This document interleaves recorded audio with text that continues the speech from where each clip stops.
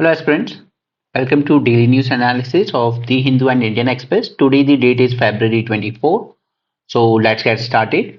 And before starting, let me show you कि हमने कल रात को दो वीडियो सेशन किए इन मेंस 450 प्लस सीरीज। एक with respect to sixth schedule and Ladakh की जो डिमांड है कि हमें सिक्स शेड्यूल में ऐड कीजिए। तो मैंने आपको इसको स्टैटिक और मेंस दोनों पॉइंट ऑफ व्यू से कवर किया ताकि आपका प्रीलिम्स में भी ये हो जाएगा और मेंस में इसका क्या बेनिफिट रहता है, इसमें क्या चैलेंजेस आते हैं और इसको कैसे और बेटर बनाया जा सकता है। तो वो चीज हमने डिस्कस की है। सिमिलरली फॉरेस्ट कंजर्वेशन जो एक्ट था 1980 का, उसमें 23 में कुछ अमेंडमेंट हुए थे। फिर उसमें कुछ कंट्रोवर्सीज थी तो उनके अगेंस्ट चैलेंज किया गया और सुप्रीम कोर्ट ने फिर अभी उसके रिगार्डिंग अपना जजमेंट दिया था। तो ये भी मैंने कल आपको अपडेट कर दिया है वीडियो। ओके, न्यूज़पेपर में आ रहा था पिछले 3-4 दिन से, बट जब बिखरा बिखरा पढ़ते हैं किसी इशू को तो उतने अच्छे से क्लैरिटी नहीं मिलती है। एक बार पूरा 30-40 मिनट्स के डिस्कशन में थॉरोली समझ लो तो इजीली मेंस में क्वेश्चन आएगा, आप हैंडल कर पाओगे, राइट।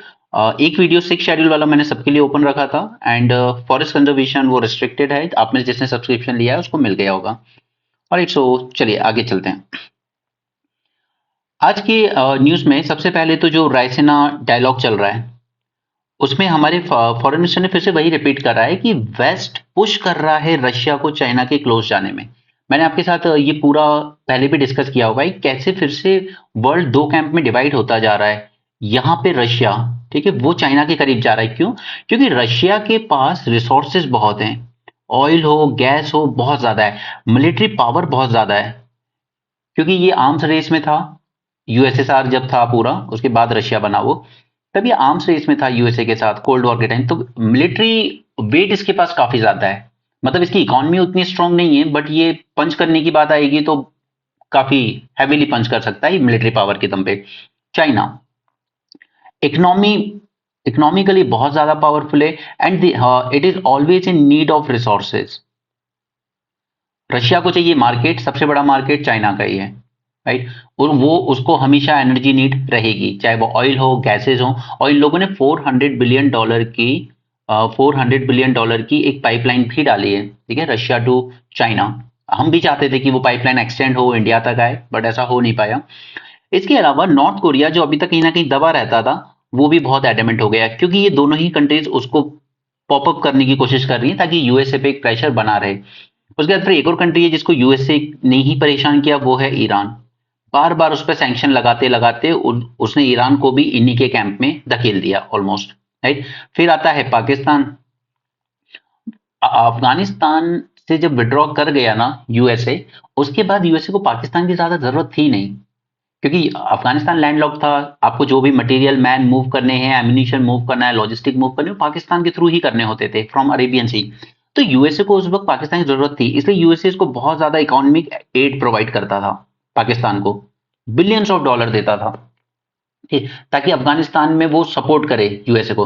बट अब यूएसए अफगानिस्तान से निकल गया, वहां आ गई तालिबान रिजीम, राइट। तो अब पाकिस्तान के पास कोई इकोनॉमिक एड, कोई मिलिट्री एड यूएसए की तरफ से नहीं मिलता है। और पाकिस्तान की इकोनॉमी इस वक्त इतनी बुरी है कि हमारे अकेले मुकेश अंबानी की वेल्थ पाकिस्तान की टोटल जीडीपी से ज्यादा है, राइट। तो ये एक तो ये रशिया चाइना का नेक्सस इतना ज्यादा स्ट्रॉन्ग कर दिया है, और चाइना पाकिस्तान का नेक्सस भी ऑल नो, इसके लिए वो लोग टर्म भी यूज करते हैं, relationship as high as Himalayas, as deep as ocean, as strong as steel. Steel या आयरन, आयरन बोलते हैं शायद, ठीक है। तो यहां पर फॉरेन मिनिस्टर बहुत सही चीज हाईलाइट कर रहे हैं कि ये जो वेस्ट है ना, इसने पुश किया है रशिया को उस तरफ, क्योंकि वेस्ट से सबसे बड़ी गलती हुई, आप नाटो का एक्सपेंशन किए ही जा रहे हो लगातार। 91 में जब यूएसएसआर डिसॉल्व हुआ तब आपने प्रॉमिस किया था कि नाटो ईस्ट वर्ड एक्सपेंशन नहीं करेगा, ठीक है, वो सिर्फ अपने आप को जर्मनी तक ही लिमिट रखेगा, बट आप एक्सपेंशन करते चले गए, आप और ज्यादा कंट्रीज को अपने अंदर ऐड करते चले गए। और जब आपका एक्सपेंशन ऑलमोस्ट यूक्रेन तक पहुंच गया और यूक्रेन ने भी इंटरेस्ट दिखाया कि मैं ज्वाइन करना चाहता हूं नाटो, जो कि रशिया के साथ बॉर्डर शेयर करता था यूक्रेन, तब रशिया ने कहा नाउ इट्स इनफ और फिर उसने यूक्रेन पर अटैक किया। उसका मेन गोल यही था कि जो जेलेंस्की की रिजीम थी उसको सिर्फ चेंज करना चाहता था। उसने सोचा था 3 दिन में मैं कीव तक पहुंच जाऊंगा, मेरी आर्मी वहां पे गवर्नमेंट को चेंज कर देगी और हम लोग वापस आ जाएंगे, बट वो हो नहीं पाया। बट ये एक बहुत बड़ा लेसन है हर वोटर के, हर कंट्री के वोटर के लिए, कि किसी भी एक लीडर को पूरी अथॉरिटी मत दो कि वो आपकी कंट्री के फैसले कर सके, एक डेमोक्रेसी में हमेशा public should keep their leaders on the hook. जो भी करोगे आप पूछ के करोगे, ओके, कंसल्ट करके करोगे, सभी स्टेक होल्डर कंसल्ट करना होगा।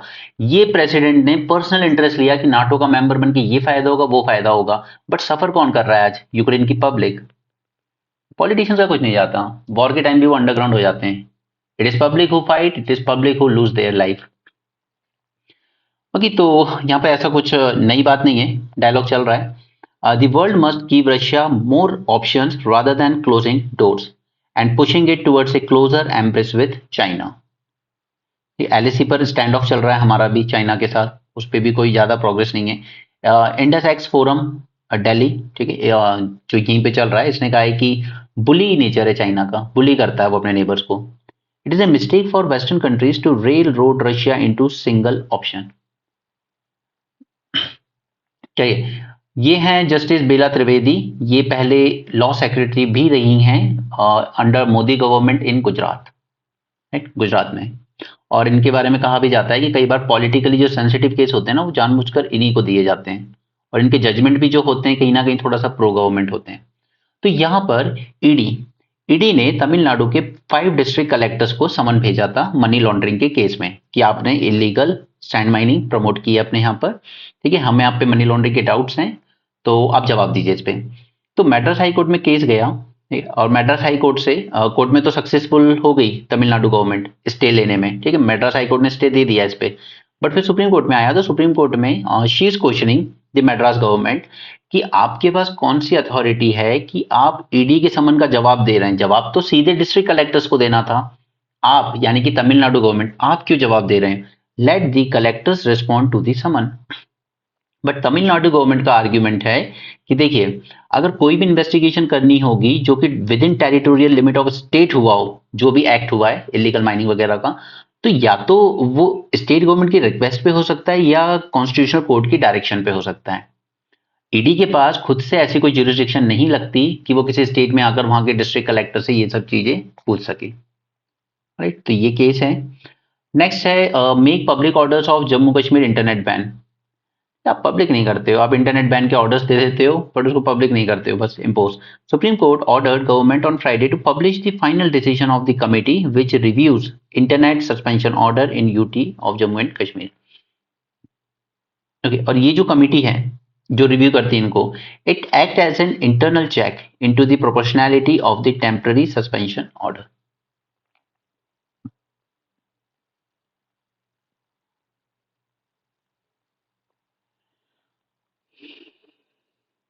इसरो, यहाँ पर हमने आदित्य एल1 मिशन जब लॉन्च किया था, तो मैंने आपके साथ उसके पेलोड डिस्कस किए थे, राइट, एक सेशन में, जो कि मुझे लगता है कि शायद मेंस में आपको पूछे जा सकते हैं।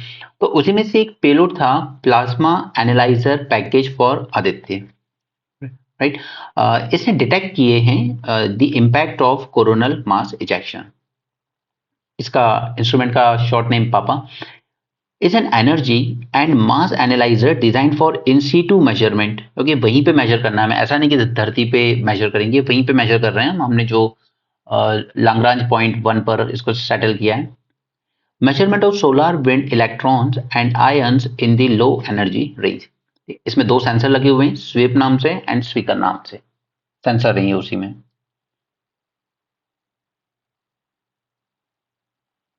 Changing the growth paradigm. Now see, ये जो है इन्होंने किताब लिखी है shaping the future, a guide for system leader, Arun Myra.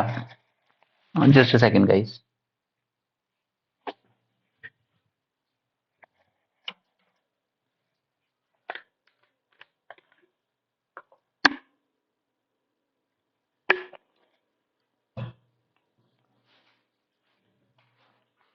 कुछ अच्छे पॉइंट्स हैं इनके आर्टिकल में, देखते हैं।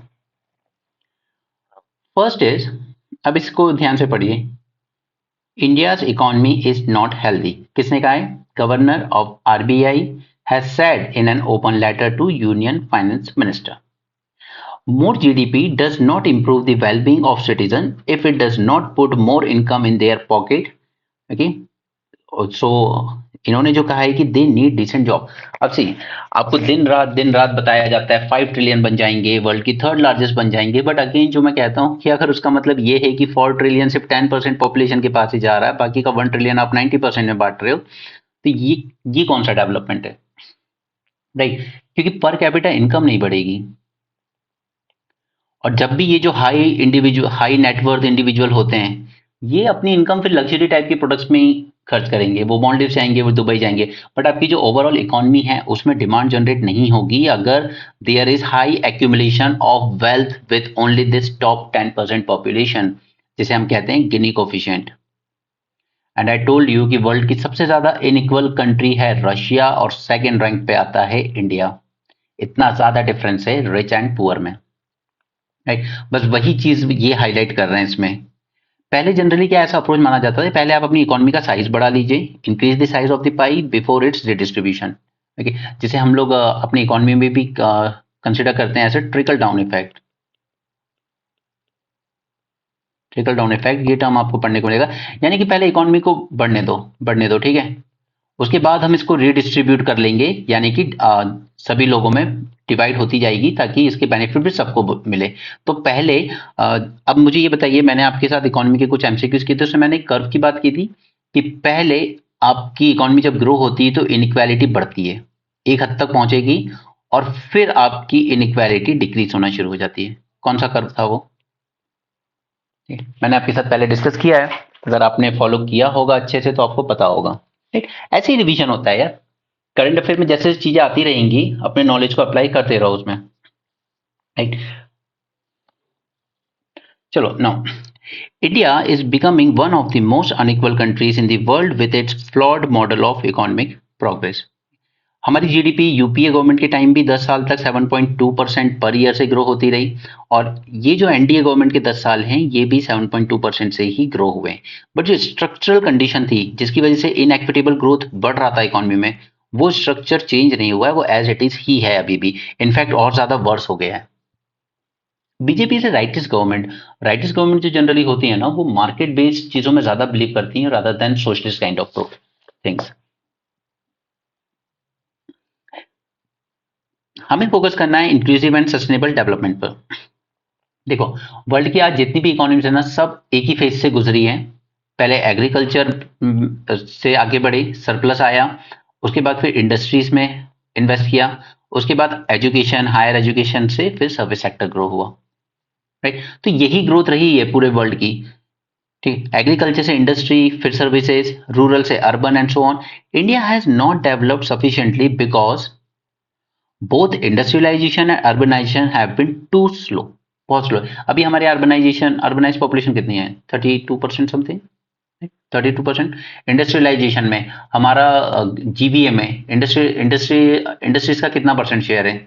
आई थिंक 21 या 24% समथिंग, राइट? वो चेंज होता रहता है, मतलब काफी कम है। लेकिन उससे ज्यादा तो सर्विस सेक्टर है, सर्विस सेक्टर का कितना है? Almost 54%। India must use more fossil fuel to propel economic growth. अब क्लाइमेट चेंज नेगोशिएशन जब बात आती है तो कहते हैं कि सब लोग रिड्यूस करेंगे, सब लोग रिड्यूस करेंगे, बट उसमें प्रॉब्लम ये है कि आप सब लोग डेवलप हो चुके हो, लेकिन आप लोग गुजरे इसी चीज से। आपने कोल यूज किया, आपने स्टील वगैरह बनाने में भी एमिशंस का कभी ध्यान नहीं रखा, ठीक है? तो इंडिया को भी अभी ग्रो होने के लिए फॉसिल फ्यूल की जरूरत तो पड़ेगी, ठीक? और ये बन जाता है bone of contention in climate change negotiation. फिर वो याद कीजिए, यूरोप क्या लगा रहा है? Carbon border adjustment mechanism. अब हम चाहते हैं स्टील प्रोडक्शन, हमारा आयरन, एल्यूमिनियम, इन सब का प्रोडक्शन बढ़े और हम एक्सपोर्ट करें, बट फिर यूरोप जैसे बड़े मार्केट क्या कर रहे हैं? हम कार्बन बॉर्डर एडजस्टमेंट मैकेनिज्म लगाएंगे, अगर आपके यहाँ से आने वाला स्टील उसने उसने अपनी मैन्युफैक्चरिंग के टाइम पर बहुत ज्यादा कार्बन एमिशन किए, तो ये चीजें फिर हम लोगों पे इम्पोज की जाती है। चाहे स्टील बनाना हो, कंक्रीट बनाना हो, प्लास्टिक, फूड, सब में एमिशंस होंगे, सभी में, ठीक है? वो सब उन्होंने डिटेल में दिया हुआ है, बट इतना नहीं जानना है। जैसे स्टील प्रोडक्शन करना है उसमें भी होगा, कंक्रीट बनाना है उसमें भी होगा, प्लास्टिक प्रोडक्शन में भी एमिशंस होंगे, फूड वगैरह बनाने हैं उसमें भी होंगे। It will take many decades to replace these basic materials and fossil energy in their production process. Like fertiliser are produce from fossil fuel feedstock, right? इसमें फॉसिल फ्यूल यूज हो गया। Farm machinery is made of steel and runs on fossil fuel. Plastics are used for hygiene transportation of food in global supply chain. तो ये products इतनी जल्दी replace करना possible नहीं है। और अगर हम प्योरली ऑर्गेनिक फार्मिंग की तरफ चले जाएं कि फर्टिलाइजर यूज ही नहीं करना है हमें, तो ऑर्गेनिक फार्मिंग में फिर आपको अपनी शहर छोड़ने होंगे और रीसेटल होना होगा विलेजेस में। मतलब अगर आप कह रहे हो कि हम ये सब चीजें अवॉइड कर दें, यानी कि हम ना फर्टिलाइजर यूज करें ना हैवी मशीनरी यूज करें एग्रीकल्चर में, तो फिर वो मैनुअल लेबर की तरह काम करना पड़ेगा, जैसा हमेशा से चलता आया है एग्रीकल्चर में। Gandhian solution for India's economic and social progress, which was set aside to adopt modern Western solutions for development since 1950। अब गांधी जी मशीनों के काफी अगेंस्ट थे। उनका मानना था कि मशीन इंसान की जॉब्स खा जाएंगी, और क्या होगा कि मशीन से प्रोडक्शन तो ज्यादा होगा, तो वो इंडस्ट्रियलिस्ट तो रिच बनेगा, लेकिन नीचे उसको वर्कर्स की जरूरत कम पड़ेगी, तो वर्कर्स अनएम्प्लॉयड भी रह जाएंगे और गरीब रह जाएंगे। तो गांधी जी का मानना था कि ये जो मशीन है, जो मॉडर्न वे ऑफ प्रोडक्शन है, इसकी वजह से इनइक्वालिटी और बढ़ेगी सोसाइटी में, और बड़ी नो डाउट बिल्कुल बड़ी है। मैंने आपको डिस्कस भी किया था कि हमें कुछ जो सेक्टर्स हैं उनको फिर से रिजर्व करने की जरूरत है स्मॉल एंड मार्जिनल एंटरप्राइजेस के लिए, राइट। जैसे वो छोटी छोटी, जैसे पापड़ बनाने हैं, पिकल बनाने हैं, जैगरी बनानी है, इस तरह की चीजें। अगर ये भी ब्रांडेड कंपनियां बनाने लगेंगी तो फिर गांव में बैठे हुए लोग करेंगे क्या? फिर उनके लिए कोई रोजगार नहीं रह जाएगा। 64% of Indian people live in rural areas, जबकि चाइना में सिर्फ 36% पॉपुलेशन रूरल एरियाज में रहती है, यूएसए में जस्ट 17%, और यूएसए में हार्डली 4% लोग हैं फार्मिंग में इन्वॉल्व, ठीक है, जस्ट 4% फार्मर्स है। इसलिए उनके पास आप लैंड होल्डिंग में देखोगे ना 500 एकड़, 1000 एकड़ इस तरह की होती है। A majority work on farm and small industries in rural areas and not in large factories that use automated equipment। इसलिए मैं कह रहा हूँ कि फार्म इनकम तो बढ़ेगी, ठीक है, उसके लिए एमएसपी पे जो लॉ डिमांड कर रहे हैं वो गलत नहीं कर रहे हैं। दूसरा स्मॉल इंडस्ट्रीज, तो उसके लिए कुछ सेक्टर रिजर्व करने होंगे, क्योंकि ये तो एक ऑब्वियस फैक्ट है कि अगर हमें कोई ब्रांडेड चीज मिल रही है तो हम सोचते हैं कि यार इसमें हाइजीन मेंटेन किया गया होगा, इसमें क्वालिटी अच्छी होगी, तो हम वो प्रेफर करेंगे। वहीं अगर कोई लोकल से अचार या पापड़ आया है, हम लोग उसको प्रेफर नहीं करेंगे कि यार ये टेस्ट नहीं हुए होंगे, प्रॉपर हाइजेनिक नहीं होंगे, हेल्दी नहीं होंगे, राइट। तो कुछ सेक्टर शायद रिजर्व करने की जरूरत है, और वो हमारे पंचायती राज इंस्टीट्यूशंस को एंटरप्रेन्योरशिप भी देंगे। अपनी खुद की छोटी छोटी फैक्ट्री चलाइए, उससे आपकी इनकम होगी, आप इंडिपेंडेंट होते जाएंगे, अपने गांव के डेवलपमेंट प्लान तैयार कीजिए, उस हिसाब से इंप्लीमेंट कीजिए। क्यों हमेशा सेंट्रल स्टेट पर डिपेंड हो कि हमें ग्रांट्स दीजिए। India's policymakers must free themselves from Western dominated theories of economics, जो हमने अभी शुरू में देखी। Rural Bharat can be a university for the world, producing innovations in institution and policies for inclusive and sustainable growth। Okay, ये इस तरह का अगर कंक्लूजन अपने उसमें लिखोगे ना, इम्प्रेस हो जाएगा चेक करने वाला कि वाओ, दिस बॉय नो कि हम कैसे अपनी रूरल ग्रोथ को प्रोपेल कर सकते हैं। एक्स फैक्टर, ठीक, यहाँ पर एक्स इलॉन मस्क के आने के बाद से, पहले इसको ट्विटर नाम था, फिर इलॉन मस्क ने इसको खरीद लिया $45 बिलियन समथिंग में। उसके बाद से क्या हुआ है कि इलॉन मस्क जैसे कि एक प्राइवेट बिजनेसमैन होता है, ट्रांसपेरेंसी का उन्होंने ज्यादा वैल्यू नहीं किया। इनके आने के बाद से ट्रांसपेरेंसी नीचे गई है। आपके पास ऑर्डर आ जाते हैं सरकार से, ये अकाउंट ब्लॉक कर दो, बैन कर दो, और ये कर देते हैं। बट हालांकि इस बार एक्स ने क्लियरली बोला है कि हम ये कर तो रहे हैं क्योंकि सरकार कह रही है कि हमारे देश की ये रूल्स हैं और आपको फॉलो करने पड़ेंगे, but personally we don't agree with this. X ने खुद ये बोला है। The use of internet shutdown and arbitrary curbs on free speech on social media have become a rampant tool for those in power।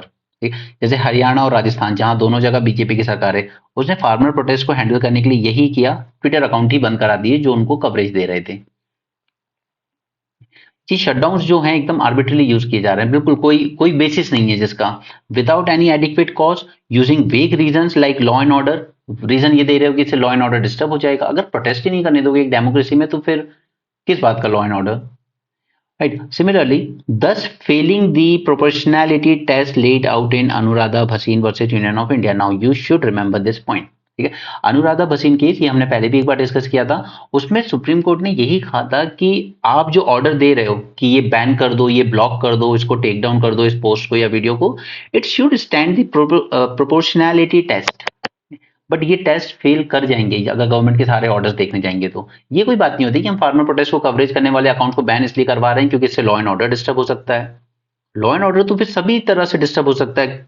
आप protest करने का कोई वही मत दो, बच्चों के पेपर लीक हुए हैं, वो लखनऊ में धरने पे बैठे हुए हैं, वो भी आप लाठी मार के उठा रहे हो, ये प्रोटेस्ट नहीं कर सकते हैं। एंड सबसे पता है सबसे ज्यादा बेशर्मी जो हो रही है, चाहे वो मध्य प्रदेश में हुआ था पटवारी घोटाला, या ये जो यूपी में हुआ है, या एसएससी झारखंड एसएससी में भी घोटाला हुआ है, मानने को तैयार नहीं है।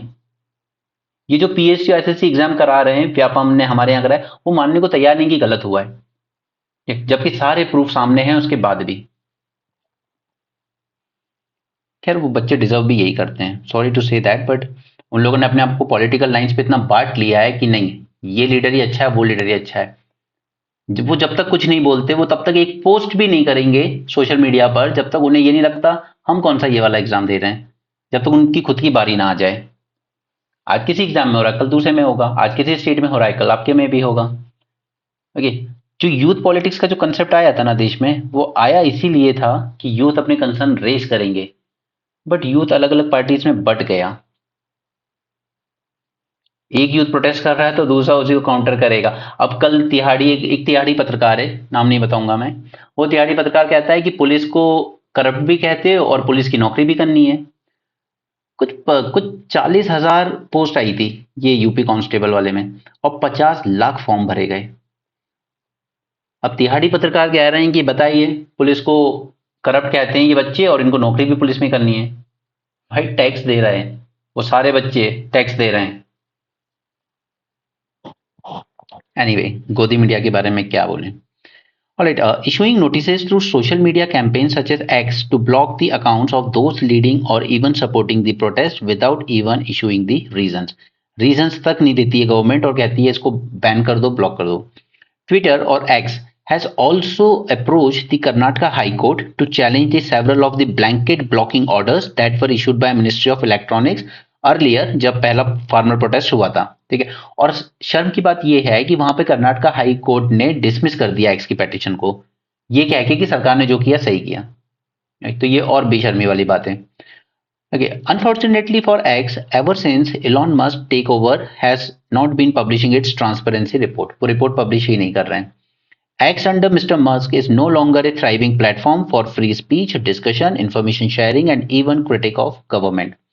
The government authorities enjoy a wide berth in issuing content blocking orders without need to provide notices to the originator, यानी कि जिसका अकाउंट सस्पेंड किया जा रहा है उसको नोटिस तक नहीं दिया जा रहा है, उसको बताया भी नहीं जा रहा है कि आपके कौन से कंटेंट से हमको ऑब्जेक्शन है, ना उनको अपना स्टैंड रखने की परमिशन दी जा रही है। They need to provide without the need to provide notices to the originator of the content or even seeking account level blocking without valid reason.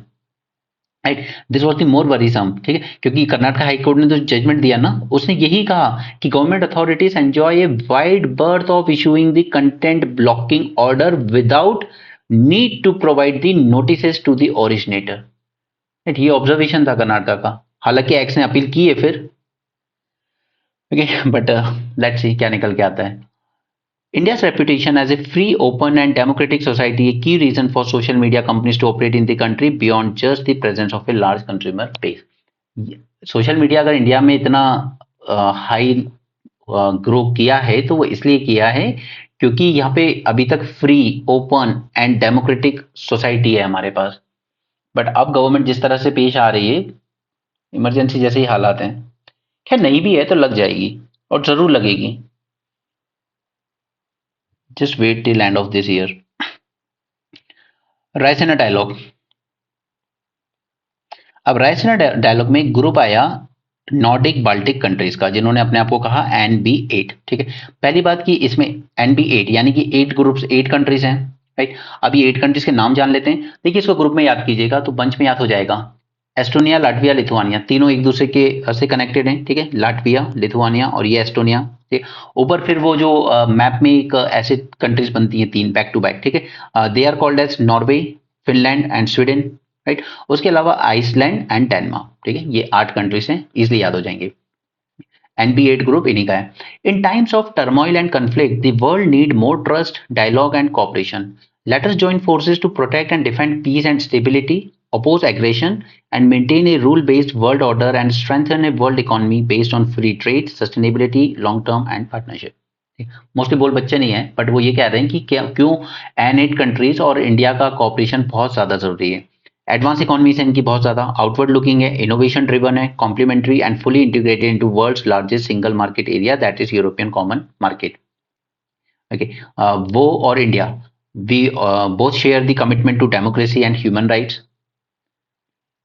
Diverse link, तो इनोवेशन में कॉपरेट कर सकते हैं, energy transition, maritime, health, intellectual property rights, new technology, space cooperation, artificial intelligence, student exchange, culture programme वगैरह वगैरह, and tourism.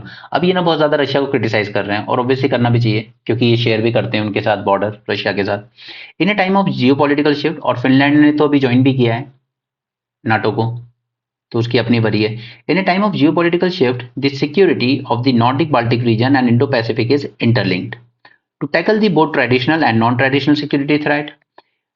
More interconnected world challenges are shared and required us to work together. Okay, so mostly general बातें ही हैं। The war affects global food and energy security, supply chain, macro-financial stability, inflation and growth. यहाँ पे इन्होंने पूरा भर भर के Russia को क्रिटिसाइज करा है, बट हमारे काम का नहीं है वो। Our message to world continues to be partnership, trust and cooperation. A partnership for development and health, a partnership for green transition and digitalization, and partnership for peace and stability. काम के words नहीं होते हैं, लेकिन कुछ इतने अच्छे तरीके से लिखे जाते हैं कि कभी अगर याद रह जाएं तो आपके आंसर में इंक्लूड करोगे ना, तो वो मैच्योरिटी दिखाएगा आपके आंसर की। चलो एक और चीज जानते हैं, ग्रे जोन वॉरफेयर क्या है। ठीक है, ग्रे जोन वॉरफेयर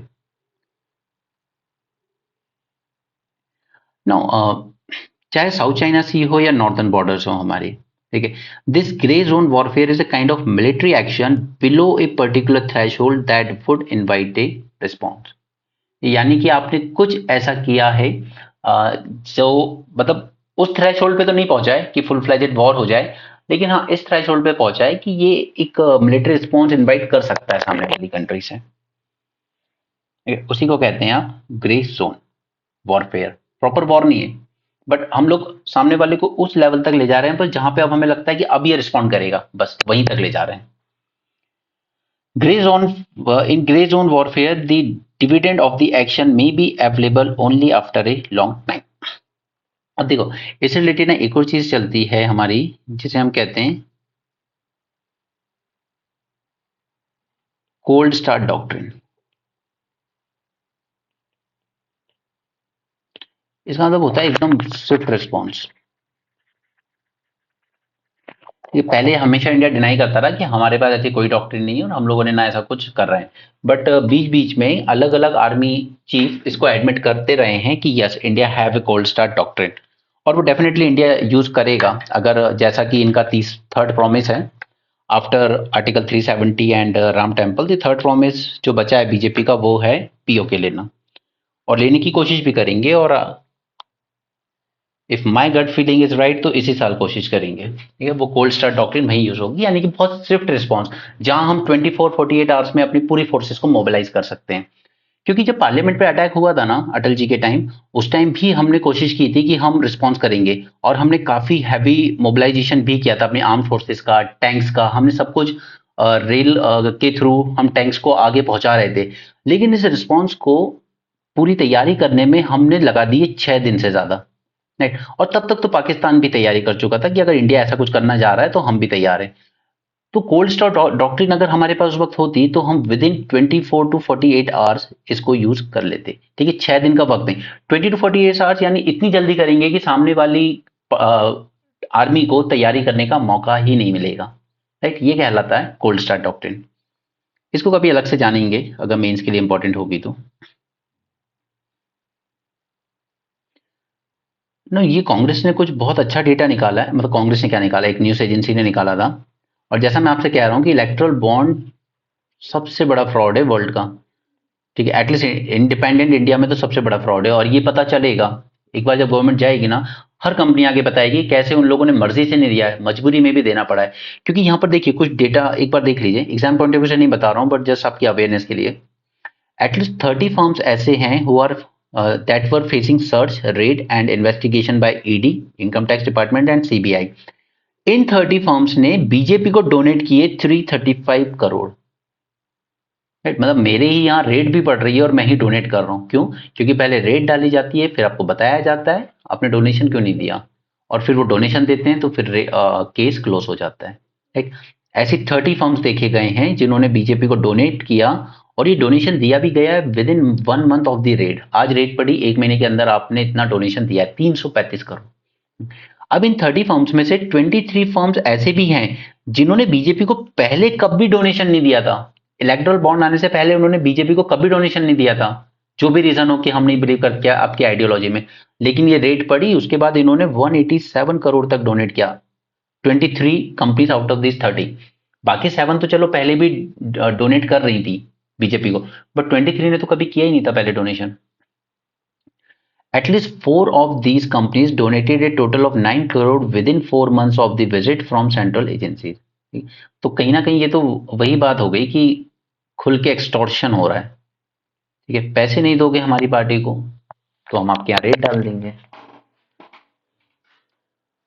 राइट, तो इसीलिए सी आप चाहे जिसको भी अच्छा मानते हो, किसी लीडर को या किसी पार्टी को, लेकिन एटलीस्ट जो सही है और जो गलत है वो जानना जरूर, वो बहुत जरूरी है जानना। जेमिनी, अब एआई लेकर आया जेमिनी। अब यहाँ पे क्या हुआ कि इसका ये जो एआई टूल है ना, इससे जब क्वेश्चन किया गया इज मोदी फासिस्ट, तो उसने रिस्पॉन्स कुछ ऐसा दिया कि मिनिस्टर कह रहे हैं ये हमारे आईटी रूल्स का वायलेशन है।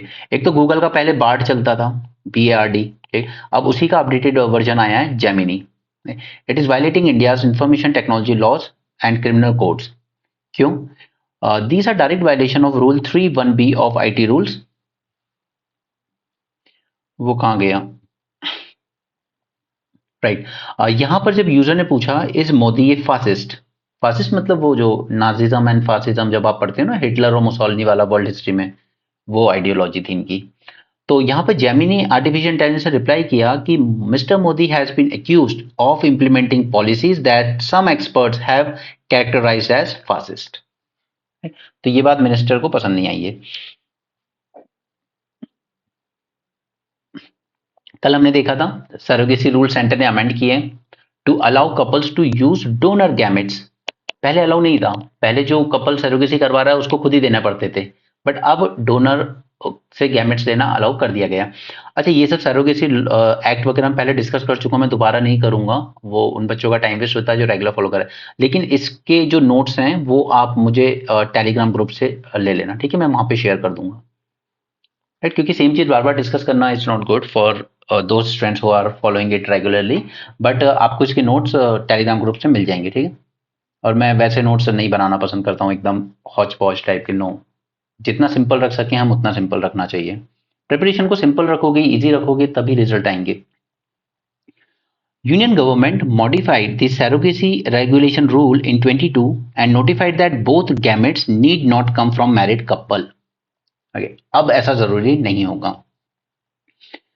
As per the latest amendment, couple can have a child born through surrogacy but must have at least one gamete from intending couple। ठीक है, एटलीस्ट एक गैमेट आपका होना चाहिए, एक आप डोनर से ले सकते हो।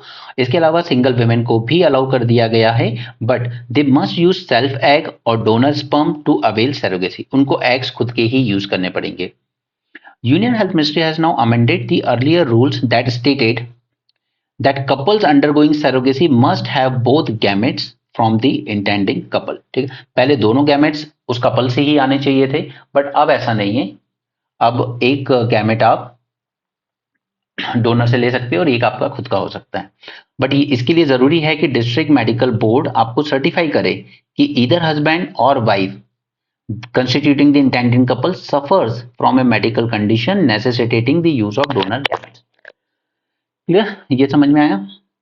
Will surrogacy by single women affect child legitimacy? तो सुप्रीम कोर्ट इस पॉइंट को एग्जामिन कर रहा है। Supreme Court on Friday asked the government whether single women intending to be a mother through surrogacy will affect the legitimacy of child और not. ठीक है, तो इस पे गवर्नमेंट जवाब देगी सुप्रीम कोर्ट में।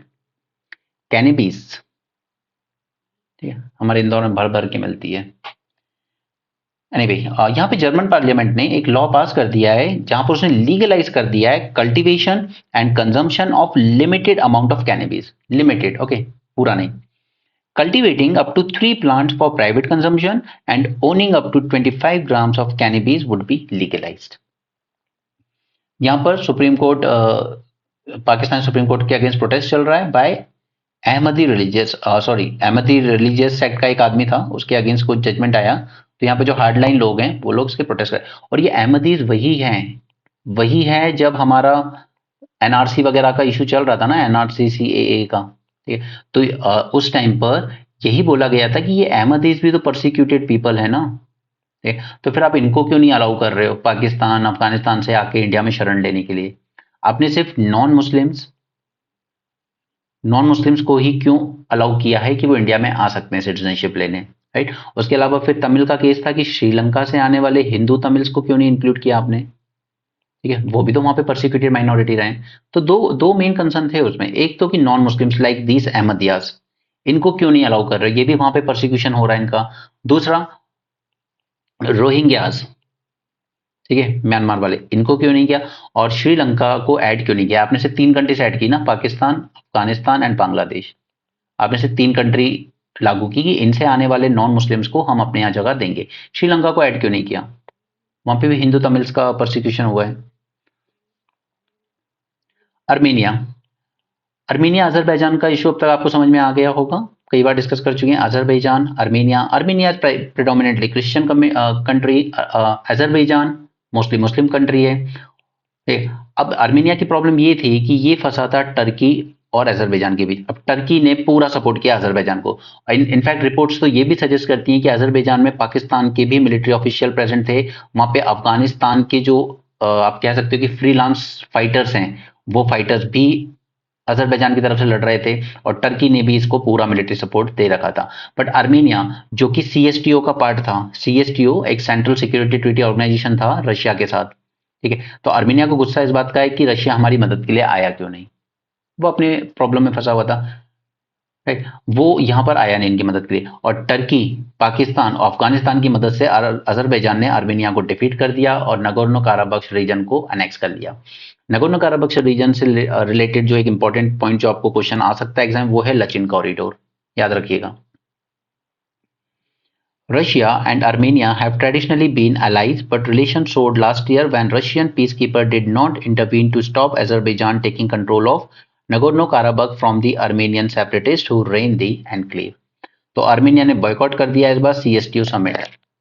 तो क्यों जाना जब सामने वाला आपकी मदद के लिए आया ही नहीं, जब आपको जरूरत हुई उसकी, क्यों जाना?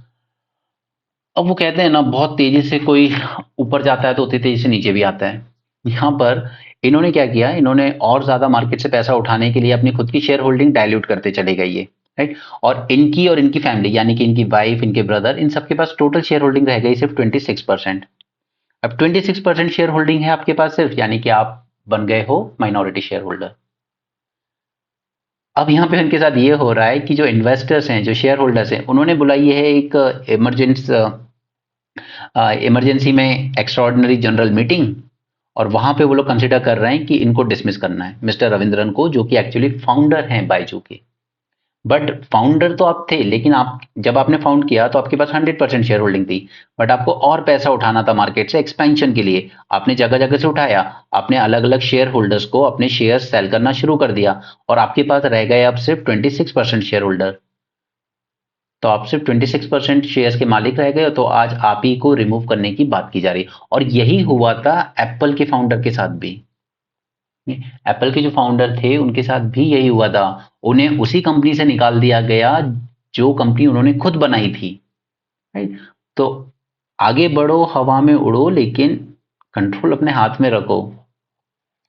एटलीस्ट मेजोरिटी शेयर यानी कि 51% शेयर आपको अपने पास ही रखने चाहिए थे। इसलिए अंबानी जी इस मामले में बहुत होशियार हैं, उन्होंने मेजोरिटी शेयर अपने और अपने परिवार के पास ही रखे हुए हैं। डब्ल्यूटीओ, अब देखो एक चीज जानो, 1998 में क्या हुआ था। ये जो ई कॉमर्स टाइप की चीजें होती है ना, जैसे आप लोग मूवी वगैरह देखते हो डिजिटली, राइट, पहले ये मूवीज ना कैसेट्स के फॉर्म में आती थी, डीवीडीज के फॉर्म में आती थी, मतलब फिजिकल फॉर्म में आ रही थी, तो उस पर अच्छा खासा टैक्स लग जाता था। लेकिन फिर कहा गया कि यार इलेक्ट्रॉनिक्स की ग्रोथ होनी चाहिए, ई कॉमर्स, ये डिजिटल टाइप का, इन सब की ग्रोथ होनी चाहिए। तो यहाँ पर 98 में एक मॉरेटोरियम लगा दिया गया कि इस तरह के प्रोडक्ट्स पे कोई टैक्स नहीं किया जाएगा, पहले सेक्टर को ग्रो होने देते हैं। तो अब आप वेब सीरीज वगैरह देख रहे हो, आप सब कुछ देख रहे हो, राइट। आप कई बार तो दूसरी कंट्री से डायरेक्टली भी चीजें ऑर्डर कर लेते हो, वो भी आ जाती हैं, पर उन पे टैक्स नहीं मिल रहा है गवर्नमेंट को। तो डेवलपिंग कंट्रीज जो अच्छा खासा मार्केट तो रखती है, इंडिया जैसी कंट्रीज, तो हमें लॉस बहुत हो रहा है। आप लोग ई बुक पढ़ते हो आज, आप डायरेक्ट परचेज कर लेते हो, उस कंपनी के पास पैसा पहुंच जाता है, लेकिन सरकार को टैक्स नहीं मिला। अब यही अगर फिजिकल फॉर्म में आई होती बुक, सरकार को टैक्स मिलता।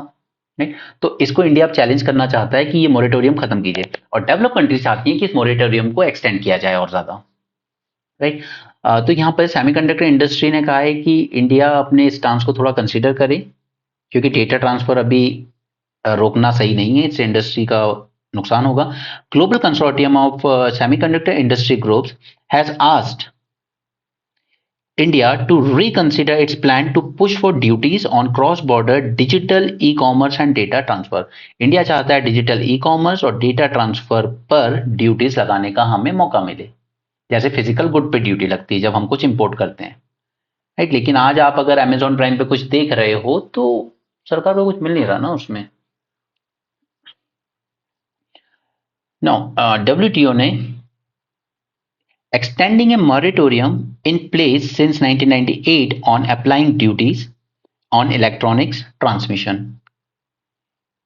Countries like India, South Africa, Indonesia, they are, क्योंकि इन सबके पास बड़ा मार्केट है ना, they are set to oppose efforts by US and Europe to extend the moratorium. If no accord is made, the moratorium would expire this year. Right, तो develop countries चाहती हैं कि moratorium extend किया जाए, but India और ये countries चाहती हैं कि नहीं, बिल्कुल एक्सटेंड नहीं होना चाहिए, हमें ड्यूटी लगानी है इस पे। The moratorium collapse would mean tariffs on digital e-commerce and an innumerable number of transfer of chip design data across countries. अब देखिए, चिप डिजाइन डेटा की बात हो रही, चिप की बात नहीं हो रही एग्जैक्टली, चिप की जो डिजाइनिंग की जाती है ना उसका डेटा की बात हो रही है। अब इंडिया में सबसे ज्यादा चिप डिजाइनिंग होती है, करती मल्टीनेशनल कंपनीज ही हैं, लेकिन उन्होंने मैन पावर इंडिया में इंडियंस हायर कर रखे हैं और मेनली इंडिया में अपने रिसर्च एंड डेवलपमेंट सेंटर भी खोल रखे हैं। तो इससे कॉस्ट बढ़ जाएगी, अगर आपने उस डिजाइन के डेटा पर ही टैक्स लगाना शुरू कर दिया तो चिप की कॉस्ट बढ़ जाएगी और चिप की शॉर्टेज भी बढ़ सकती है। और जबकि हम लोग तो कोशिश कर रहे हैं कि हमारे यहाँ सेमीकंडक्टर, चिप डिजाइनिंग, फैब्रिकेशन, ये सब हमें तो प्रमोट करना है, हम तो सेमीकॉम मिशन भी लाए, $10 बिलियन का इंसेंटिव पैकेज भी दे रहे हैं। Duties on data transfer would also impede India's effort to advance its semiconductor industry and attract semiconductor investment, especially as more than 20% of world semiconductor design workforce is based in India. New Delhi has said that physical goods like books या video, once governed by traditional tariff rules, are now available as digital service. पहले बचपन में आप video game भी लाते होंगे तो वो cassette की तरह ही आता था छोटा सा, now available as a digital service and should be subject to duties. Right, there is loss of potential revenue. तो अब ये जो डब्ल्यूटीओ का समिट होने वाला है उसमें जब ये चीजें निकल के आएंगी तब हम उसको डिटेल में डिस्कस करेंगे। और इसके रिस्पेक्ट में मैंने बताया था कि जो पीस क्लॉज है एग्रीकल्चर का, उसको भी हम लोग डिस्कस करेंगे, एक बार ये मीटिंग हो जाने दो, ताकि सारी चीजें आएंगी तब हम उसको डिटेल में कवर कर लेंगे। ओके, ये हो गया द हिंदू। अब चलते हैं इंडियन एक्सप्रेस पर। मैं थोड़ा सा स्लो चल रहा हूँ ताकि लोग, आप लोगों को चीजें समझ में आए। कुछ नए बच्चे होते हैं फिर उनको समझना मुश्किल हो जाता है, अगर आपको स्पीड स्लो लगती है आप स्पीड बढ़ा लीजिएगा। ओके, ये जो नावल्नी रशिया में जिसकी डेथ हुई है, जो काफी क्रिटिक था पुतिन का, अपोजिशन लीडर, इसकी बॉडी तक नहीं दे रहे हैं वो लोग। Germany legalise limited position of marijuana, ठीक है। डोंकी, अब पता है इस डोंकी के मिल्क से एक साबुन बनाया जा रहा है, सोप, जिससे आप गोरे हो सकते हो। इंडिया में गुजरात में एक लड़की है, उसने अपना स्टार्टअप शुरू किया था और काफी सेल हुई इसकी। अब रिजल्ट क्या है क्या नहीं वो मुझे नहीं पता। एनीवे, तो कॉस्मेटिक्स में, एक तो इनका कॉस्मेटिक्स में बहुत ज्यादा यूज हो रहा है, राइट, क्योंकि इनमें जेलेटिन मिलता है हमें। दूसरा, स्वीटनर्स में भी इनका यूज हो रहा है, जेलेटिन वगैरह का। राइट, उसके अलावा कुछ मेडिकल पर्पसेस के लिए भी यूज हो रहा है। तो चाइना ने अफ्रीका में इतने ज्यादा डोंकीज को मार दिया है कि अब वहां के गवर्नमेंट इस पर बैन लगाने वाली है। तो चाइना जब कुछ करने पे आता है तो इस लेवल तक चला जाता है कि वो सस्टेनेबल ही नहीं रह जाता। For years, Chinese companies and their contractors have been slaughtering millions of donkeys across Africa, coating gelatin from the animal's hides that is processed into traditional medicine, popular sweets, and beauty products in China. But a growing demand for gelatin has decimated donkeys' population at such an alarming rate in African countries that governments are now moving to put a brake on the mostly unregulated trade. Right? African Union, A body that encompass the continent 55 countries adopted a continent-wide ban on donkey skin export this month. Alright. कहाँ कहाँ use हो जाता है? एक तो Dunki theft के cases बहुत ज्यादा आ रहे थे. Ethiopia is home to largest population of donkey in Africa. अच्छा, आप लोग बताएंगे अपने यहाँ डंकी कहाँ मिलता है? अपने यहाँ किस स्टेट का डंकी फेमस है? सो बेनिफिट होते हैं for people with circulatory, gynaecological और रेस्पिरेटरी इश्यूज. असम. असम ने यहाँ पे कुछ किया है, उन लोगों ने रिपील कर दिया है ये असम मुस्लिम marriage and divorce registration act 1935. आप कह सकते हो कि ये फर्स्ट स्टेप लिया असम ने भी यूसीसी की तरफ. तो उत्तराखंड पहला स्टेट बन चुका है जिसने यूनिफॉर्म सिविल कोड इंप्लीमेंट करा है, और दूसरा शायद असम बन सकता है. वो कह रहे हैं कि अब आप अपना ये मुस्लिम मैरिज एक्ट में रजिस्टर नहीं करेंगे, आप रजिस्टर कीजिए स्पेशल मैरिज एक्ट में, उसके अंडर में अप्लाई कीजिए. और ये देखिए, कल मैंने आपके साथ डिस्कस किया था, तब मैंने आपको बताया था कि बोडोलैंड की जो डिमांड जनरेट हुई ना, वो वहीं से हुई है. असम जो मूवमेंट हुई थी, अकॉर्ड हुआ था 1985 में, कल एक्सप्लेन किया मैंने आपको ये सब वीडियो में. ये 34% of Assam total population is Muslim. Indigenous नहीं रह गए हैं वो लोग, इसलिए उनके कंसर्न बहुत वैलिड थे कि बांग्लादेश में जब ये लिबरेशन वॉर शुरू हुई 1971, उस टाइम काफी सारे बांग्लादेशी इस तरफ आ गए, और उसके बाद फिर काफी सारे बंगाल से भी लोग आए, मोस्टली मुस्लिम्स को ही लेकर आए थे ब्रिटिशर्स, उसमें अपने टी प्लांटेशन वगैरह में काम कराने के लिए. राइट, तो यहाँ की डेमोग्राफी पे काफी असर पड़ा है उसका. जी, मैं हमेशा आपसे कहता हूँ कि ये गवर्नमेंट जब तक जाएगी ना, आपको ये इतना बर्बाद कर जाएगी सब कुछ कि उस चीज को सुधारने में सालों लग जाएंगे. See, rejection of EPF claims see surge in 5 year up from 13% to 34%. जब तक जनता को समझ में आएगा तब तक कुछ बचेगा नहीं उनके पास. ठीक, यहाँ पे एक आदमी का एग्जाम्पल भी दिया है, केपी शिवरामन. हमने वो आधार इनेबल्ड पेमेंट सिस्टम समझा था, वहां पे वर्कर्स को बहुत प्रॉब्लम हो रही है. स्टूडेंट सारे प्रोटेस्ट पे बैठे हुए हैं इस वक्त यूपी में, फार्मर प्रोटेस्ट पे बैठे हुए हैं. See case of this person, K P Sivaraman, a retired employee of tire manufacturing company, made multiple visit over last 9 months to Kochi office of Employees Provident Fund Organization, EPFO की बात हो रही है, to get his final PF dues. Earlier this month, he died by suicide after consuming poison inside the EPF office itself. इंसान अपना खुद का जमा किया हुआ पैसा विड्रॉ नहीं कर पा रहा है. रिजेक्शन का लेवल देखिए, 34% रिजेक्शन है. क्यों हो रहा है? क्योंकि मैच नहीं कर रहे हैं, आपने सब कुछ इलेक्ट्रॉनिक्स करने की जल्दबाजी में. उसी तरीके से एक और मुंबई बेस्ड ईपीएफ रिटायरी का है यहाँ पर, ठीक, उसका भी ऐसे ही कुछ सीन था. उसकी daughter, she has been flagging the issue of her father's final settlement claim which has been shown as settled. ठीक है, क्लेम सेटल नहीं हुआ, सामने वाले को पैसा नहीं मिला, लेकिन यहां शो कर दिया कि सेटल हो चुका है आपका ऑनलाइन पोर्टल पर, but the amount is neither reflected in his passbook nor in his bank account. Right, तो पब्लिक का पैसा कितने अच्छे से लूटा जा रहा है दोनों हाथों से. उसी तरीके से R Saha from Kolkata, he also applied for part withdrawal 4 months after being unemployed. 4 महीने तक बेरोजगार रहे तो सोचा पीएफ का पैसा निकाल लेते हैं, but application kept rejected on the ground of data mismatch. जो डेटा मिसमैच हो रहा है, ये उस पब्लिक की गलती है, सब्सक्राइबर की गलती है क्या? Rejection rate of EPF final settlement have been surging from 13% to nearly 34%. फिर बैंकों का वो लॉस, वो 14.5 लाख करोड़ का लोन राइट ऑफ, वो सब बातें मैंने आपको समझाई है. पब्लिक नहीं समझ रही है उसके साथ क्या क्या हो रहा है, बट कुछ साल में समझ आ जाएगा. Which translate into over 1 in every 3 claim for final settlement of provident fund amount. PMC bank घोटाला हुआ था ना पंजाब, उसमें महाराष्ट्र में, तब भी यही हुआ था. कई लोगों ने सुसाइड किया था कि मैंने जिंदगी भर का पैसा जोड़ा, ये बैंक वाले ने लूट लिया, और अब आरबीआई रिस्ट्रिक्शन लगा रहा है कि 50,000 से ज्यादा अभी आप विड्रॉ नहीं कर सकते. किसी के घर में कुछ काम है, किसी को बच्चे को अब कॉलेज में भेजना है, किसी को शादी करनी है, किसी को कुछ करना है, बट आप विड्रॉ नहीं कर सकते. बैंक गलतियां करें, लोग उनके पैसे लेके भागें, या सरकार राइट ऑफ करवा दे लेकिन फिर उनको रीइंबर्स ना करे, और वसूली फिर पब्लिक से होती है. एनीवे छोड़ो, चलो. Out of 3 PF claim categories, 3 category होती है, final settlement, transfer and withdrawal. ठीक है, the key reason for rejection are complete shift to the online system for processing claim. तो आप डिजिटाइज कीजिए, लेकिन फुल प्रूफ कीजिए.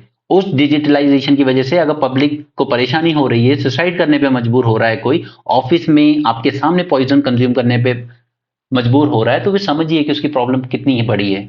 और ये हो रहा है आपके हैवी डिजिटलाइजेशन की वजह से। करना है कीजिए, लेकिन फिर उसको फुल प्रूफ कीजिए। 34% रिजेक्शन कम नहीं होता। Beijing mind game equivalent to sledging in cricket, ये हमने देख लिया। Government send notice to Google over its AI reply. Okay, ये जेमिनी वाला केस जो अभी देखा। यहाँ पे एस्पिरेंट प्रोटेस्ट पे बैठे हुए हैं और ये आज न्यूज में आ रहा है 3 दिन बाद, तब से नहीं आ रहा था। री एग्जाम करा के भी कुछ नहीं होगा बच्चों, पहली बार थोड़ी है।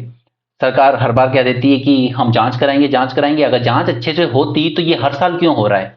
और ये सिर्फ मैं बीजेपी वाले स्टेट्स की बात नहीं कर रहा हूं, ये मध्य प्रदेश हो, गुजरात हो, राजस्थान हो, झारखंड हो, सब जगह यही हाल है बच्चों के। आपकी डिमांड ही गलत है। Re exam, no re exam, but strong law चाहिए उसके अगेंस्ट। कैसे कोई बच्चों का भविष्य से खिलवाड़ करके और बच जाता है, हर बार बच जाता है।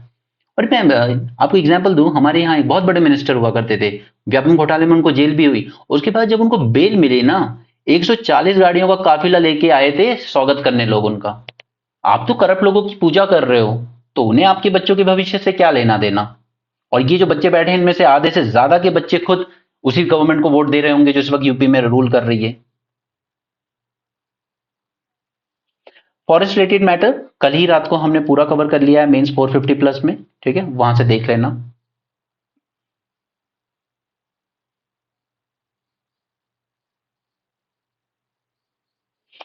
ये रशिया कन्फ्लिक्ट की ही बात है जो हम काफी टाइम से कर ही रहे हैं। ये सिटी का नाम याद रखिए, रशिया ने इसको वापस से कैप्चर कर लिया है, Avdiivka. There is a steady turn in the tide of war in Russia's favour now. दो जगह के और नाम है यहाँ पे, क्रेमेटोरोस्क एंड जैप्रोरिजा। ठीक है, ये वाला पूछा लिया गया है, 2023 प्रीलिम्स में आ गया है ये क्वेश्चन, ये वाला याद रखिएगा। इसके बाद रशिया ने ब्लैक सी में अपनी फ्लीट खड़ी कर रखी है, उस पोर्ट को ब्लॉक कर रखा है पूरा, to avoid any unmanned marine vehicle attack. Ukraine continues to get substantial NATO support. अब नाटो प्रेसिडेंट ने, यूएसए के प्रेसिडेंट ने वहां से पास तो करवा दिया बिलियंस ऑफ डॉलर का बिल, लेकिन वहां की जो कांग्रेस है, जो पार्लियामेंट है, वो उसको एक्सेप्ट नहीं कर रहा है। इसके अलावा फंड के अलावा missiles, air defence, electronic warfare, ये सब प्रोवाइड कर रही है यूएसए ने। But now this is the point जो मैं आपको शुरू से एम्फेसाइज कर रहा हूँ, read this.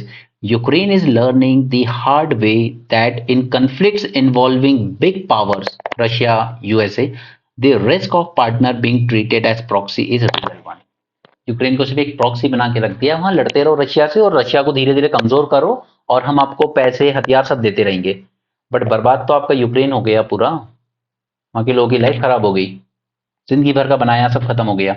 Okay sir, this is the point जो इन कंट्रीज को समझना चाहिए था, और वहां की पब्लिक अब तक नहीं समझी है कि आपको उस प्रेसिडेंट के खिलाफ प्रोटेस्ट करके उसे रिमूव करना चाहिए जिसकी पर्सनल सोच ने यूक्रेन की यह हालत कर दी है।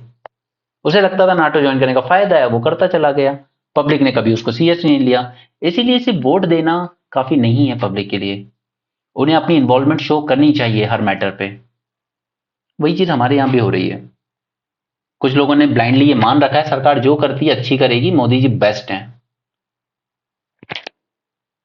$60 billion assistance package of for Ukraine has been held up in US Congress. ठीक है, तो ये कांग्रेस ने पास नहीं किया, प्रेसिडेंट ने कर दिया है। वेकेशन ऑफ यूक्रेन टेरिटरी, ये डिमांड है यूक्रेन की। रेपरेशन, वॉर में जो डैमेज हुए हैं वो दीजिए हमें, and accountability for alleged war crime. As if Russia ये सब मान लेगा, कभी नहीं मानने वाला। There is sharp gap in NATO defence stockpiles and industrial capacities. Now see, इस वॉर का इंपैक्ट क्या रहा? Global energy, food, financial linkages have been impacted. Financial linkages क्यों ऐड कर रहे हैं हम यहाँ पे? स्विफ्ट प्लेटफॉर्म, स्विफ्ट जो था उसी से पूरा इंटरनेशनल लेवल का ट्रांजेक्शन होता था रशिया का, बट वो सब डिस्टर्ब हो गया। In retaliation for support for Ukraine, Russia has undercut French influence in Sahel region of Africa. ये जो साहेल कंट्रीज हैं अफ्रीका की, उसमें काफी इन्फ्लुएंस होता था फ्रांस का, तो उसको रशिया ने काउंटर किया फिर, क्योंकि फ्रांस सपोर्ट कर रहा था यूक्रेन को, जो रशिया को पसंद नहीं आ रहा था। Russia North Korea relationship have rebounded. North Korea is now an open and aggressive nuclear power. Iran's proto-nuclear capability is left unaddressed. Russia de-ratifying the CTBT, ठीक है, कॉम्प्रिहेंसिव टेस्टमेंट ट्रीटी थी, उसको डी-रेटिफाई कर दिया रशिया ने, उसने कहा मैं फिर से टेस्ट कर सकता हूँ। Traditional arms control almost dead, जो START 1, START 2, New START treaty ये सब चलती थी, वो भी ऑलमोस्ट खत्म हो गई हैं। It will not long before the Malays infect the broader non-proliferation regime. US talk with China on arms control, वो भी almost ठंडी पड़ चुकी हैं, and a new dark age of unbridled arms competition loom on the horizon, right. तो ये जो arms race जो वर्ल्ड ने कोल्ड वॉर के टाइम देखी, ये फिर से हो सकती हैं शुरू। सब एक से बढ़ के एक हथियार बनाना शुरू कर देंगे। ओपन बुक एग्जामिनेशन एक्सपेरिमेंट, कल मैंने आपको इसका एक एग्जांपल देके समझाया था गांधी जी के रिगार्डिंग, राइट। तो ओपन बुक एग्जामिनेशन सच में अच्छी चीज है। अब जैसे कल मैंने आपको पढ़ाया कि मैं आपको बस ये बता दूं 23 में क्या अमेंडमेंट किए गए। 23 में फॉरेस्ट एक्ट ऑफ 1980 में क्या अमेंडमेंट किए गए, ये बुक में लिखा है और आपके सामने ओपन रखी है। बट अब आपसे क्वेश्चन ये पूछा जाए कि एनालाइज कीजिए कि इसके इम्पैक्ट क्या होंगे फॉरेस्ट कंजर्वेशन पर, इम्पैक्ट सोचने हैं आपको, राइट। तो ये तो आंसर नहीं लिखा है, ठीक, ये तो आपको खुद ही सोचना है। तो इससे क्या डेवलप होगी आपकी एनालिटिकल एंड क्रिटिकल थिंकिंग, ठीक है। बस यही सीबीएसई करने की कोशिश कर रहा है बच्चों के साथ कि रॉट लर्निंग मत करो यार, ये मत याद करो कि क्या अमेंडमेंट हुए हैं, वो आपके सामने बुक में लिखे हैं, रखो अपने सामने। बट अब ये सोचो कि इस अमेंडमेंट से इंपैक्ट क्या होगा। ये इस तरह के बच्चे तैयार करने, यानी आप बस ये समझिए कि यूपीएससी आपसे जिस तरह से मेंस लेता है ना, बस उसी तरीके से सीबीएसई भी अपने स्कूल के एग्जाम कराना चाहता है, ताकि बच्चों में क्रिटिकल एनालिटिकल स्किल्स डेवलप की जाए, ना कि रॉट लर्निंग की। गांधी जी की डेथ हुई इस तारीख को, इस ईयर में, वो बच्चा रट लेगा। बट गांधी जी की डेथ की वजह से उसके बाद हमारी सोसाइटी या पॉलिटी में क्या चेंज आया। लाइक अगर आपसे क्वेश्चन दिया जाए, आज आपके सामने पूरी गांधी जी की हिस्ट्री रखी है, ठीक है, एक्सेस कर लो इंटरनेट पर, क्या आप आंसर दे सकते हो कि अगर गांधी जी होते तो क्या हमारा संविधान कॉन्स्टिट्यूशन जैसा बना वो वैसा ही होता या कुछ डिफरेंस हो देखने को मिलता हमें। सोच के देखो, अगर गांधी जी जिंदा रहते और अगले 8-10 साल, तो क्या हमारा कॉन्स्टिट्यूशन कोई डिफरेंट होता क्या, जैसा गांधी जी की फिलोसफी थी उस हिसाब से, ठीक है। इस पे थिंक करना। तो बस इसी तरह के एग्जामिनेशन कराने हैं और उन्हीं को कहते हैं ओपन बुक एग्जामिनेशन, राइट। तो बहुत अच्छा स्टेप होगा अगर सीबीएसई ठीक से इंप्लीमेंट कर पाए तो। अभी तक हमारा एजुकेशन सिस्टम एक वायरस से ग्रस्त था जिसका नाम था rote learning, MCQ centric standard test. Even state PSC में तो अभी भी आप एग्जाम दोगे ना, तो टोटल फैक्ट बेस्ड क्वेश्चन आते हैं, एकदम बस रट्टा मारते रहो, फलाना डांस फलाना ट्राइब परफॉर्म करता है एंड सो ऑन, कुछ नहीं मिलना। और ऐसा फर्जी एग्जाम से आप डिप्टी कलेक्टर बना रहे हो, बच्चों को डीएसपी बना रहे हो रॉट लर्निंग से, ठीक है। इस रॉट लर्निंग की वजह से कोचिंग फैक्ट्रीज आ गई, वो बोर्ड एग्जाम का फोबिया डेवलप हो गया बच्चों में। Now CBSE experimenting with an possibility of open book examination to encourage high order thinking. Experiment with open book examination in select school for class 9th to 12th किया जाएगा, but there is no immediate plan to adopt the OBE format for board examination, ठीक है। Spirit of critical pedagogy यही develop करनी है हमें, ठीक है। Not just completing the official syllabus और but engage in meaningful dialogue with young student. Bookish knowledge नहीं चाहिए, okay. Overcoming the dead weight of readymade facts definition theories, ये इस टाइप के बच्चे नहीं चाहिए अब। Students are hardly encouraged or trained to see beyond textbook.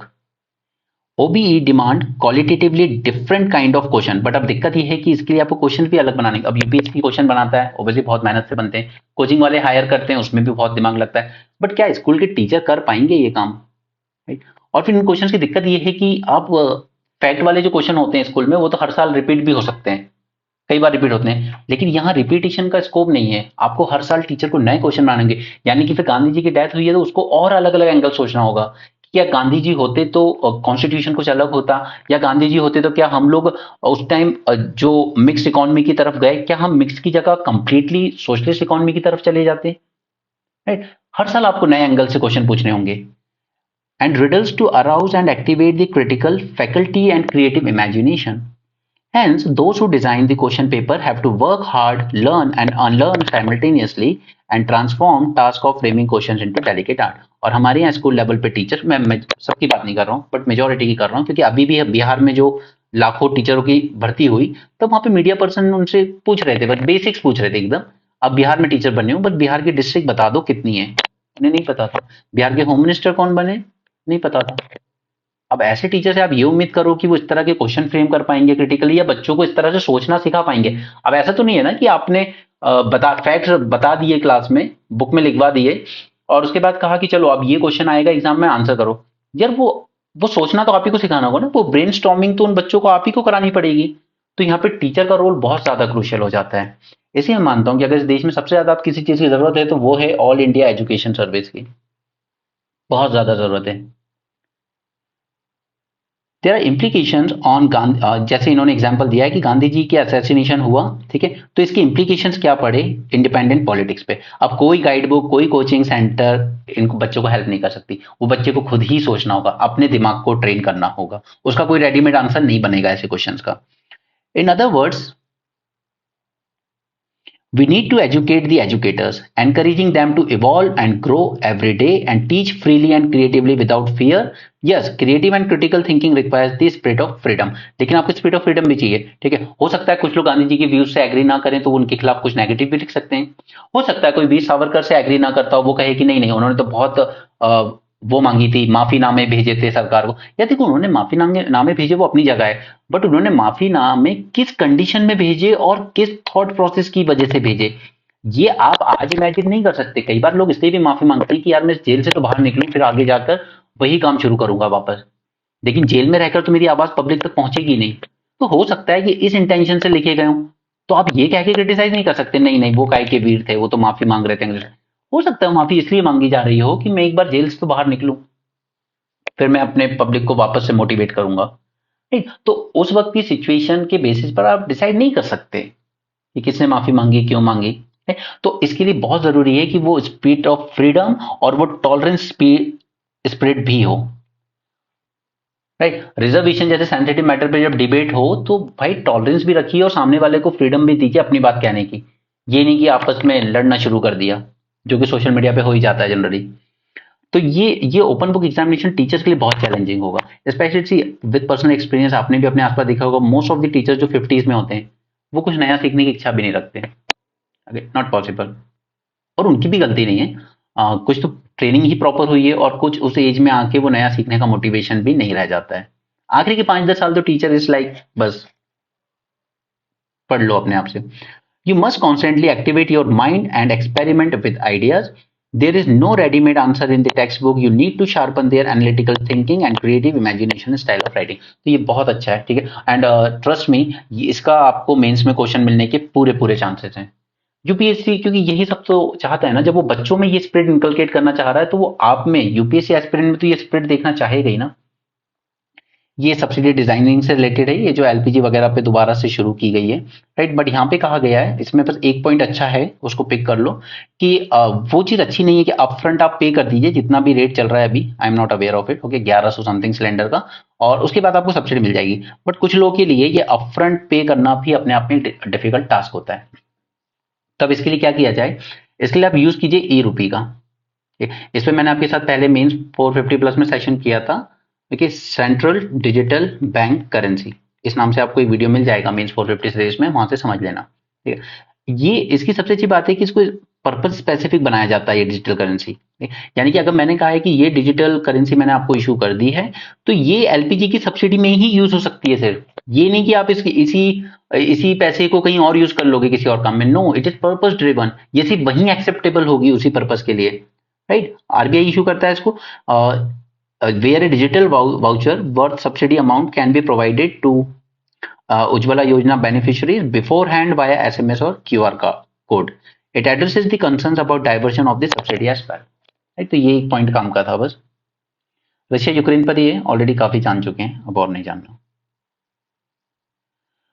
Russia Ukraine conflict locations देख लो एक बार। ये है क्रीमियन पेनिनसुला जिसको रशिया ने सबसे पहले एनेक्स किया था 2013 में। ये है आपका Sea of Azov, this is your Black Sea, और ये जो है इसको कर्च स्ट्रेट बोलते हैं, KERCH, ठीक है। ये सिटीज हैं यूक्रेन की कुछ, मारियोपोल, खेरसोन, कीव इसकी कैपिटल, और ये रशिया। ऊपर है बेलारूस जो कि रशिया का पार्टनर है। उसने तो समझा इस बात को कि नाटो मेरी मदद के लिए नहीं आएगा, इसलिए मैं रशिया का दोस्त बन के रहूंगा, वो रशिया का पूरा सपोर्ट में रहता है। डोनर गैमेट वही बातें हैं जो हमने वहां पे समझी हैं। अमेंड किया गया है सरोगेसी रूल को to allow the couple to use donor eggs और डोनर स्पर्म फॉर सरोगेसी, लेकिन एक आपका खुद का होना चाहिए कपल का, एक डोनर का हो सकता है। राइट यहाँ पे डिस्ट्रिक्ट मेडिकल बोर्ड को सर्टिफाई करना पड़ेगा पहले कि आप में कुछ दिक्कत है.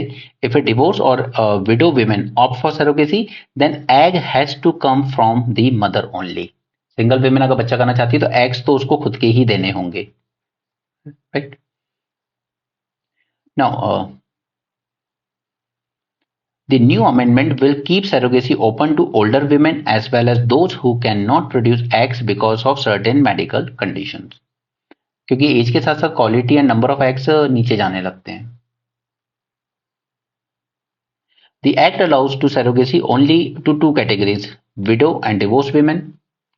Women's own eggs has to be used. The restriction on access to surrogacy for single person, live in couple and LGBT, इसको भी क्रिटिसाइज किया जाता है कि इनको क्यों नहीं अलाउ किया जा रहा है, single person, live in person and LGBT को. ठीक है, तो अगर हो सकेगा तो ये पूरा सरोगेसी एक्ट पहले भी मैं डिस्कस कर चुका हूँ, अभी इसमें कुछ चेंजेस भी हो रहे हैं. थोड़ा सा ये सेटल हो जाने दो, कोर्ट में एक दो केस और चल रहे हैं अबाउट लेजिटिमेसी ऑफ चाइल्ड वगैरह, उसके बाद इस टॉपिक को ना 450 प्लस में थॉरोली कवर कर लेंगे. राइट, तो फिर ये आपको और अच्छे से समझ में आ जाएगा.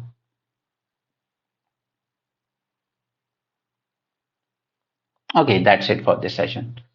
Alright, so please mains 450 plus series जरूर ज्वाइन करें, वो आपको बहुत मल्टीपल बेनिफिट देगी. क्योंकि सिर्फ प्रीलिम्स पॉइंट ऑफ व्यू से फैक्ट्स जान लेना काफी नहीं है, कई बार यूपीएससी आपको थोड़ा डेप्थ में भी पूछ लेता है.